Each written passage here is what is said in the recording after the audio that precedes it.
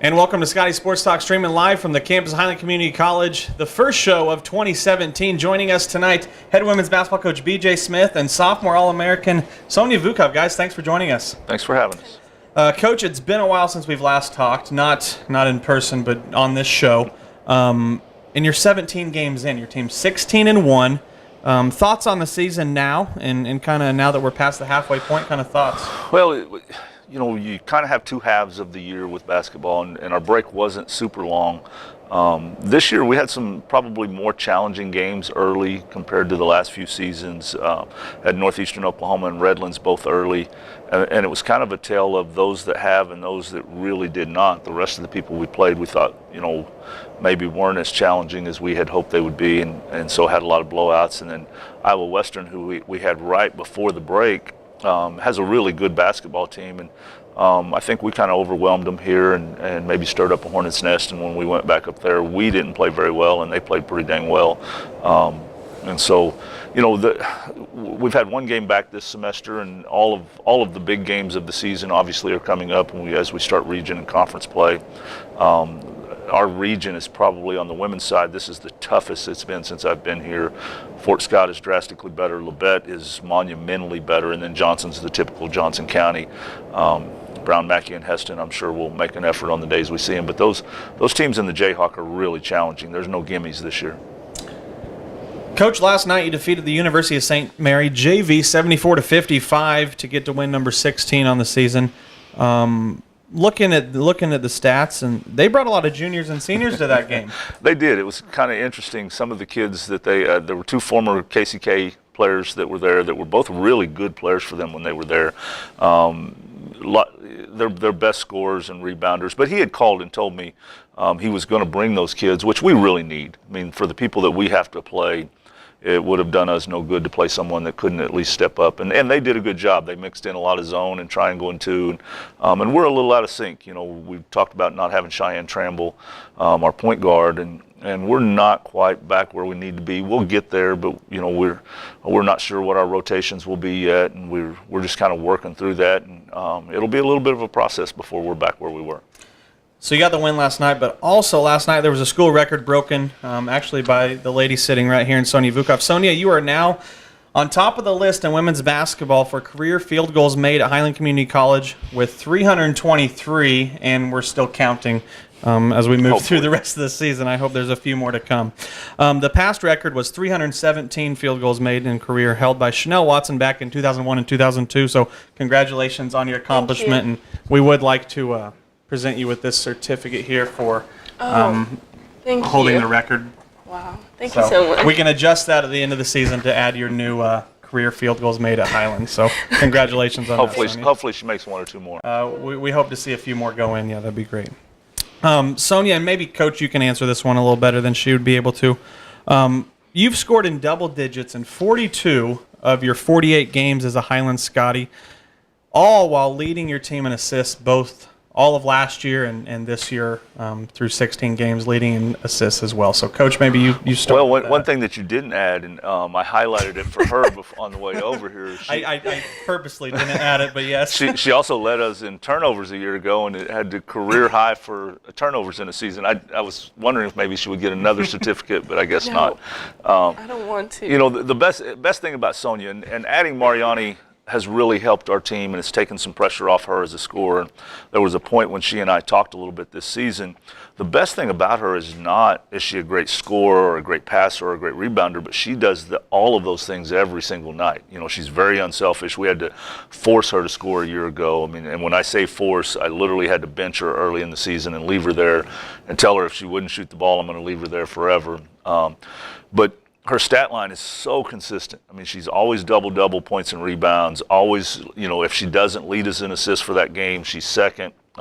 Always has 2 or 3 steals. She'll throw in a block. I mean, she's a complete basketball player. And that's what's so impressive about her. She's not, it's not one thing, it's everything, and she affects the game in so many ways. Szonja, you were a first-team All-American last year, KJCCC Player of the Year, and you led your team in almost all categories. You're now joined with freshmen, like Coach talked about, Mariani Carvalho, and she can flat out score the basketball. So how much pressure does it take off you and how much do you enjoy it now, knowing that you have a player on the floor that can go get it done and score some baskets? Oh, it's much easier, and I feel like we're more like a team this year than we were last year. And honestly, I feel like it's much better in practice too, because like we have to compete, and it helps a lot. Coach Carvalho can score, like we talked about. She set the school record for points in a game and field goals made last week's game against Iowa Western, scoring 39 points and knocking down 16 field goals, both Highland records. She's averaging 21.1 points per game, which that leads both Division I and Division IIs in the conference. Tell us a little bit more about that freshman machine. Well, Mariani's one thing in women's basketball, and there's differences between men and women. One thing that I tend to coach our young ladies just like I would if they were male or female. However, when you get somebody on the women's side that can really finish, that's pretty valuable, and it's the same on the men's when you have somebody that can finish. But Mariani really finishes well when she's focused, and because she's so diverse that she can step outside and shoot it, she's good off the dribble and she finishes in the paint. She's a really good scorer. Now, with that being said, she has a little bit of the South American value of defense, which maybe is not as much as we would like sometimes, and she's got to get. And now the good thing is she has welcomed that, and she's really working in practice to be better at it. We talked the other day about she's got to average more rebounds, and she's making a conscious effort instead of when the shot goes up heading to the other end, at least going to try to rebound. And she's another great kid. She works hard every day. She's very coachable. She handles criticism well, and she's going to be she's a good player now, but she's probably categorized as a scorer. She'll be more of a complete basketball player by the time she leaves. Well, it's Johnson week. You talked about this in your post-game interview last night after the game, but we're going to talk about it a little more today. Obviously, big game coming up Saturday. Well, one of the things that the hurdles we've created for ourselves the last 2 years, and this, not making it to the national tournament, in the region tournament by getting the 3 seed, we didn't get that second, we didn't play at home for both playoff games. And so as we start the region, regardless of whether it's Johnson, and Johnson's obviously a bigger one, but we've got to win all of our home region games, and we really need, we're going to have to go get some road wins against some of these better teams because we need to be a top 2 seed.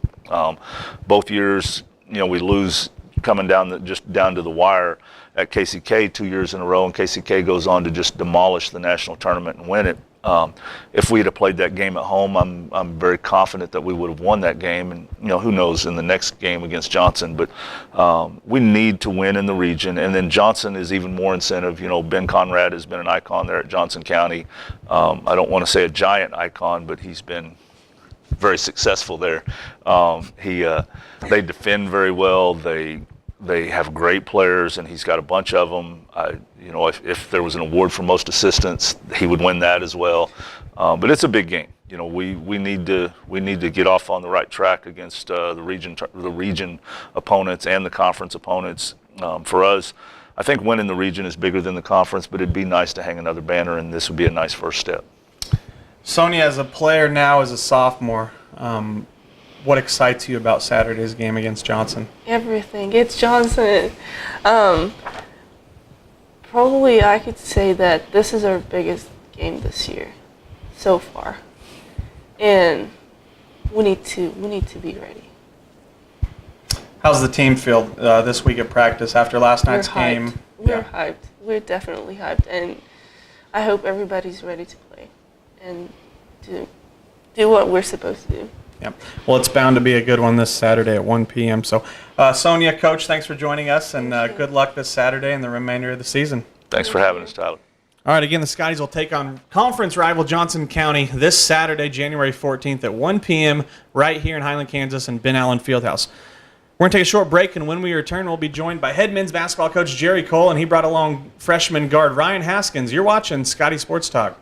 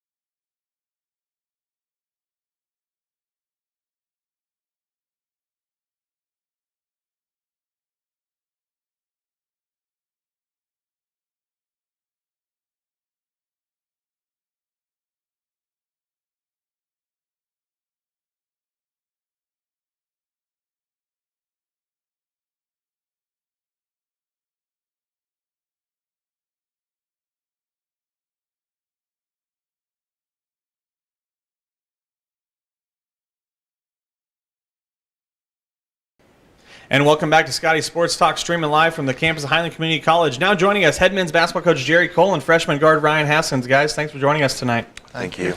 Coach, last night, the Scotties improved to 12-4 with a 90-45 win over Doane College JV. Coach, you lost your first game of the season out of Barton County's tournament against Barton, Division I opponent, and then you went on an 11-game win streak. Tell us about what was clicking for the guys during that 11-game stretch. Well, we were scoring more points than our opponents there for about 11 games, but seriously, it's probably a combination of who we were playing. I felt like we were the much more talented team in all those contests. A couple teams gave us a challenge. Kyelah was a tough team. On Point Academy, both were prep schools that brought talented guys with them. But I think we were playing with more purpose at that time too.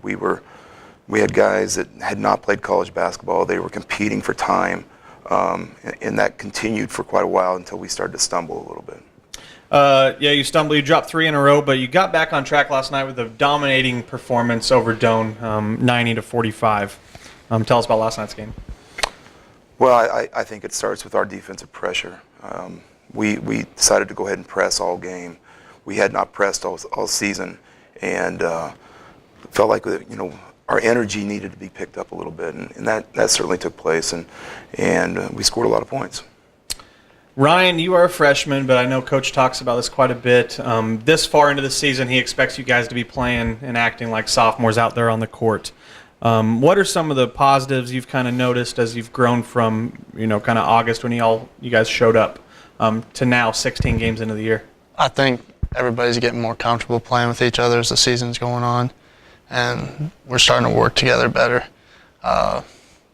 We've faced adversity lately, and we've had to deal with it together, and now we're back on the win streak, and hopefully we can go on another one. Hopefully keep it rolling. Ryan, you're second in the conference in three-point percentage, shooting 48.6 from behind the arc. How have you been able to stay so consistent throughout these first 16 games? I've always tried to not force it too much, take open shots and not force it over the defense if I'm not open, pass it to my teammate and maybe get another shot in the possession.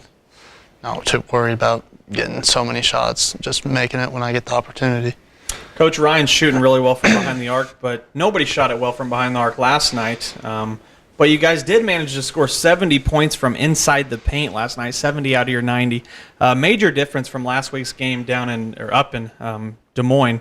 Did you focus on that last week in practice? Well, post play. Well, I think we were focusing on that going into the DMAC game, and then you were a witness to that. We didn't score very well around the basket, so instead of trying to get those guys more touches, we tried to get them out of the way, and that wasn't in a bad way because I felt like last night we got better looks for those guys.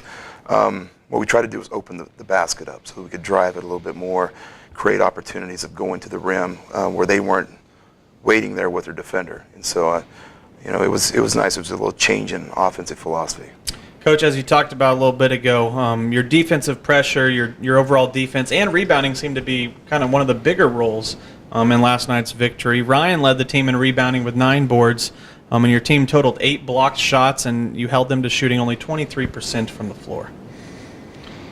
Yeah, it was a dominating performance defensively for us, and by pressing, I think it increased our energy level a little bit. I think the guys are getting off the floor a little bit better. I think we had 4 guys get dunks last night, and we hadn't seen that all season. And so maybe this is kind of our ticket to revitalizing ourselves and getting on another streak.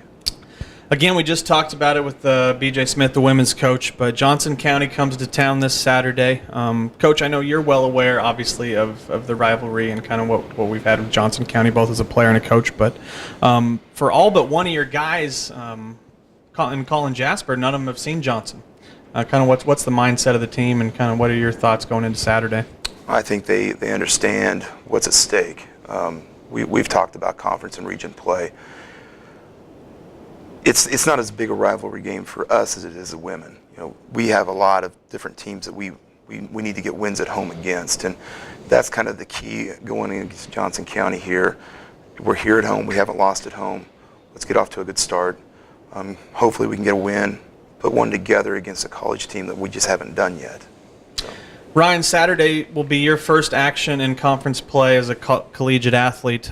What do you expect personally as you kind of move, and as a team, kind of what's the team's mindset moving forward here into conference play now? As a team, I think we just need to come out and compete every night, take every conference game one at a time, focus on Johnson County, and then just win that one, then move on to the next. Don't think about the next game, just focus on Johnson right now. All right, well, good luck Saturday as you take on Johnson. Guys, thanks for joining us tonight, and good luck Saturday. Thank you. Thank you. All right, again, the guys will take on Johnson County Community College this Saturday in Ben Allen Fieldhouse in Highland, Kansas. That is set for a 3 p.m. tip-off. That's all we have for tonight. Thank you for tuning in and joining us. Be sure to keep up with everything happening in Highland Athletics by checking out our athletic website at scottieathletics.com or following us on Twitter, Instagram, or Snapchat at HCC Scotties. Thanks for tuning in and have a great night.